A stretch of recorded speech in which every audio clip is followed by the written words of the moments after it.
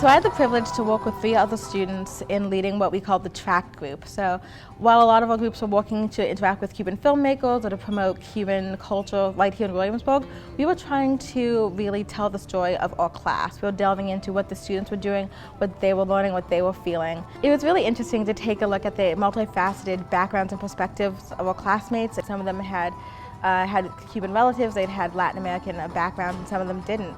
So hearing what each of them had to say about Cuba was really fascinating, getting to be behind the lens and kind of experiencing Cuba through a camera, trying to capture my classmates' reactions to what was happening around me was really fascinating. One student said that a lot of times Americans only learn up to the Cuban Missile Crisis, and then the typical traditional education here in America kind of cuts off after that. So she also mentioned that as Americans, we seem to think that nothing can change without our influence. However, in Cuba, so much has already changed, and we're going to see more changes like that happening down the road. So I am the group called Profile, and basically our job is that we are profiling this community media collective called Televisión Serrana in the eastern provinces, middle of the mountains in Cuba. And they do a lot of community media, and they have been so inspirational because of when they first started, they were believed to only last 3 to 5 years. It's now been over 23 years, and so they have done so much for their communities.